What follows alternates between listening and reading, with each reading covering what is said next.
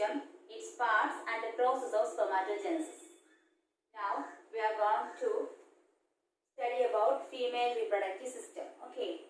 The female reproductive system includes a pair of ovaries, accessory ducts, female external genitalia and mammary glands.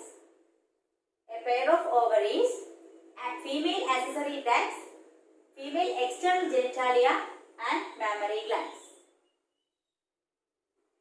Female reproductive system. Female reproductive systemത്തിന്റെ parts ആണ് പറയുന്നത്. Female reproductive systemത്തിന്റെ main parts എന്ന് പറയുന്നത് a pair of ovaries ആണ്. അതുകൂടാതെ accessory duct ഉണ്ട്. Accessory ductsഉം accessory glands എന്ന് പറയുന്നത് mammary gland ആണ്. കൂടാതെ female external genitalia. ഇത്ര മനസ്സിലായല്ലോ? ഇനി നമുക്ക് ovaries എന്താണെന്ന് നോക്കാം. അടുത്തതായിട്ട് a pair of ovaries. നമുക്ക് ovary കുറിച്ച് പഠിക്കാം. Ovary. The structure of ovary. First, position. Position of ovary. The ovary is located in the either side of uterus. Then, where is uterus situated? Uterus is situated at the lower abdomen. Uterus is situated at the lower abdomen. Then, the ovary is situated on either side of the uterus. On either side of the uterus.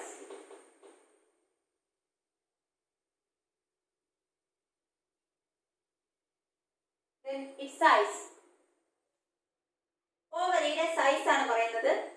It is 2 to 4 centimeter in size. 2 to 4 centimeter.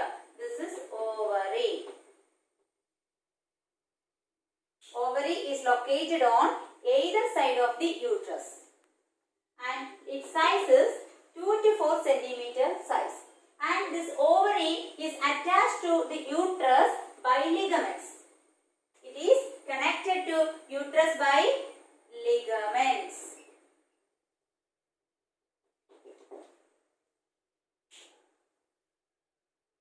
Listen, the position of ovary. Ovary is seen or located on either side of the uterus and it is connected to uterus by ligaments. These are ligaments, and this ovary is connected to uterus by ligaments. Its size is about 2 to 4 centimeter in size. Okay, 2 to 4 centimeter. And what's its function? The function of ovary. Its function is it produce ovum. It produce ovum. In addition to this production of ovum, it also secretes some female sex hormones. Female sex hormones. Okay. Is it clear? What about its position? It's located on either side of the uterus and it is connected to uterus by ligaments. Its size is 2 to 4 centimeter in size. Then its function is to produce ovum. It produces ovum. In addition to the production of ovum, it also secretes some female sex hormones. That's all about ovary. Its structure, its position. Then its structure. Next, structure of ovary. The ovary is lined by some epithelial cells. The space in between this epithelial lining and ovary is filled with a fluid called stroma.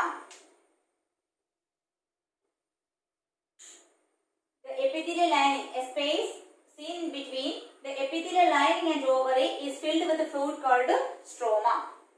And the ovary contains two parts, that is outer cortex and inner medulla. Outer cortex and inner medulla. These are the structures.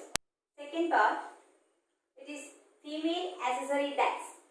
Female accessory ducts includes oviduct, uterus and vagina. Oviduct, uterus and vagina. This oviduct is also known as fallopian tube. Fallopian tube.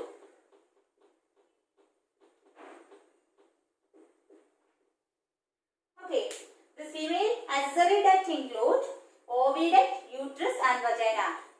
oviduct, uterus and vagina, these are together known as female accessory duct. Okay, in which the oviduct is also known as fallopian tube. Then the first part, oviduct. Its another name is fallopian tube.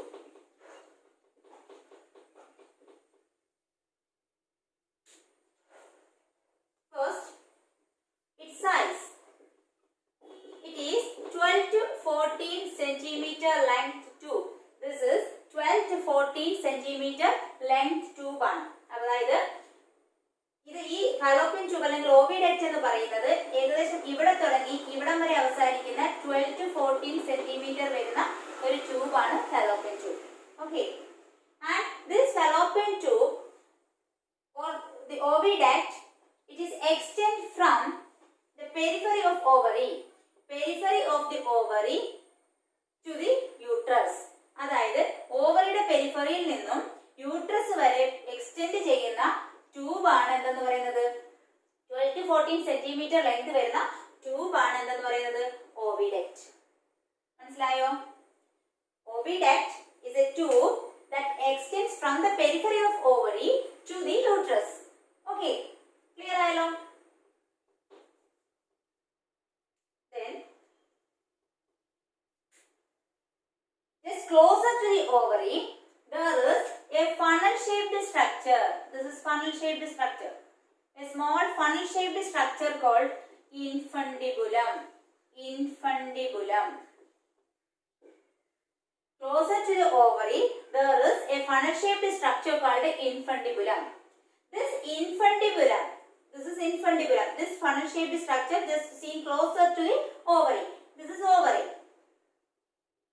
This funnel shaped structure is infundibulum. This infundibulum possesses numerous finger-like projections called fimbriae. Infundibulum possesses numerous finger-like projections called fimbriae. These are fimbriae. Fimbriae seen attached to ovary. Okay. Next, this infundibulum leads to a wider part called ampulla.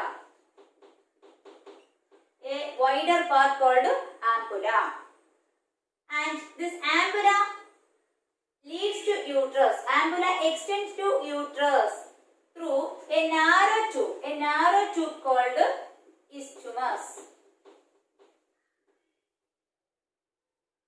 കുറേയധികം words നമ്മൾ പറഞ്ഞില്ലേ, terms പറഞ്ഞു. എന്തൊക്കെയാണ് ഒന്നുകൂടി നമുക്ക് നോക്കാം. Just closer to the ovary there is a funnel shaped structure called infundibulum. This infundibulum possesses numerous finger-like structures called fimbriae. This infundibulum leads to a wider part. It is when compared to the isthmus, it is wider part. Okay, isthmus is very narrow. This infundibulum extends to ampulla. Ampulla extends to uterus through isthmus. This isthmus is connected to uterus. This is uterus. This isthmus connected to uterus. That's all about oviduct or fallopian tube. ഒന്നുകൂടി പറയാം. ഓവറിയോട് ചേർന്ന് കാണുന്ന funnel പോലെ തോന്നിക്കുന്ന ആ structure ആണ് എന്തെന്ന് പറയുന്നത് ഇൻഫണ്ടിബുലം. ഇൻഫണ്ടിബുലത്തിന് അടുത്തതായിട്ട് അതായത് തുടക്കത്തിൽ തന്നെ കാണുന്ന വിരല് പോലെയുള്ള സ്ട്രക്ചേഴ്സ് ആണ് എന്തെന്ന് പറയുന്നത് ഫിംബ്രിയ. ഇൻഫണ്ടിബുലം എങ്ങോട്ടാണ് എത്തുന്നത്? കുറച്ചുകൂടെ വലിയ ഒരു പാർട്ടിൽ ട്യൂബിലോട്ട് എത്തുന്നു. അതിനെയാണ് ആംപുല എന്ന് പറയുന്നത്. ആംപുല എങ്ങോട്ട് എത്തുന്നു? കുറച്ച് നാരോ. ആംപുലയുമായിട്ട് നമ്മൾ താരതമ്യം ചെയ്യുമ്പോൾ കുറച്ചുകൂടെ ചെറിയ ട്യൂബാണ്. അതാണ് ഇസ്തുമസ്. ഇസ്തുമസ് എങ്ങോട്ട് കണക്ട് ചെയ്യുന്നു? യൂട്രസിലോട്ട്. അങ്ങനെ ഓവറിയിൽ നിന്നും, ഓവറിയുടെ പെരിഫറിയിൽ നിന്നും, ഓവറിയുടെ പുറത്തു നിന്ന് തുടങ്ങി എങ്ങോട്ട് എത്തുന്നു? യൂട്രസ് വരെ നീളുന്ന ഒരു 12 to 14 സെന്റിമീറ്റർ ലെങ്ത് ഉള്ള ട്യൂബാണ് എന്തെന്ന് പറയുന്നത് ഓവിഡക്റ്റ് അല്ലെങ്കിൽ ഫലോപ്പിയൻ ട്യൂബ്. ഇതിനകത്തൊന്നുമില്ല, വളരെ സിമ്പിൾ ആയിട്ടാണ് പറഞ്ഞു തന്നിരിക്കുന്നത്. പിക്ചർ കൊണ്ട് നമുക്ക് ജസ്റ്റ് ഒന്ന് നോക്കിയാൽ തന്നെ മനസ്സിലാവും. ഇനി നമുക്ക് ഒരു കാര്യം കൂടെ പറഞ്ഞു നിർത്താം. ഈ ഓവറിയുടെ ഫംഗ്ഷൻ എന്താണ്? ഓവറി എന്ത് പ്രൊഡ്യൂസ് ചെയ്യുന്നു? ഓവറി ഓവം പ്രൊഡ്യൂസ് ചെയ്യുന്നില്ലേ? അപ്പൊ ഓവലേഷൻ ടൈമിൽ പുറത്തു വരുന്ന ഓവം ആര് കളക്ട് ചെയ്യും? ഈ ഫിംബ്രയാണ് കളക്ട് ചെയ്യുന്നത്. ദിസ് ഓവം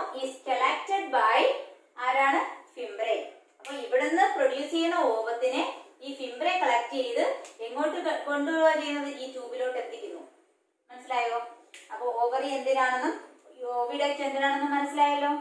ഇത്രയേ ഉള്ളൂ ഓവിഡക്റ്റിനെ കുറിച്ച് പറയാം. മനസ്സിലായല്ലോ. അപ്പൊ നമുക്ക് അടുത്ത ടോപ്പിക്കിലോട്ട് പോകാലോ.